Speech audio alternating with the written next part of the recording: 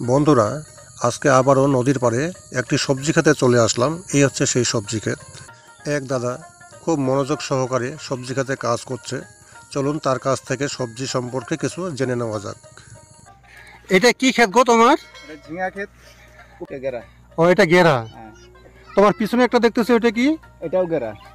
বর্ষার সিজনের ভালো ফসল। ভালো ফসল মানে মানে কি? এটা যে পূজা এসে গেল সামনে, হ্যাঁ, পূজা কোন দিকে চলে যাবে টের পাওয়া যাবে। টের পাওয়া যায় না। মানে এটা শুধু মানে বাজারে নিবার, বিক্রি করবার, টাকা আনবা। টাকা আনতে হবে, কারণ এই যে এখন যেটা শুরু হয়েছে ফলটা, হুম। এটা প্রতিদিন কম বেশি উঠাইতে হবে। আজকে আচ্ছা কেটে আচ্ছা নিয়ে আচ্ছা, গেলাম। এটা একটা খুব মানে বলতে গেলে খুব ভালো ফসল আর কি। ভালো, মানে ভালোই, এটা ভালো ফসল সিজনের জন্য। সিজনের জন্য। সিজনের জন্য খুব ভালো। আচ্ছা, তাহলে দাদা এই এই চাষটা যদি সবাই করে তাহলে তো সবাই লাভবান হবে। হ্যাঁ, এটা করলে লাভবান হবে। আচ্ছা আচ্ছা, তাহলে দাদা তুমি জনগণের উদ্দেশ্যে কি বলতে চাও? সবাই এই চাষটা করো, হ্যাঁ, সবাই করুক। সবাই করলে তো মনে করেন কম বেশি সবারই পয়সা হবে। 10 জন যদি করে, হ্যাঁ, তাহলে মনে করেন না আমারও ভালো হবে, একটু ঠিক সেভ ঠিক হবে। ঠিক। মানে পয়সা আসলেই তো হ্যাঁ, পরিবারে পয়সা হাসি আসলে- ফুটবে, হ্যাঁ, তাই না? হ্যাঁ, এবার পরিবার যদি পয়সা ইনকাম না হয় তাহলে তো আর পরিবারে হাসি ফুটবে না। না ফুটবে না। তাহলে আমরা তো চাই সবার পরিবারে হাসি ফুটুক। দুর্গা পূজা এসে আর গেছে। সামনে দুর্গা পূজা, হ্যাঁ, পয়সার দরকার সবারই আছে, তাই না? সবারই দরকার আছে। আচ্ছা দাদা, তোমার নামটা যদি একটু বলো। আমার নাম শ্রীবাস বিশ্বাস। শ্রীবাস বিশ্বাস। এটা হচ্ছে আলিপুরদুয়ার জেলার কুমারগ্রাম ব্লকের অন্তর্গত গচিমারি মৌজা, তাই না? নদীর পাড়ে একদম। নদীর পাড়ে।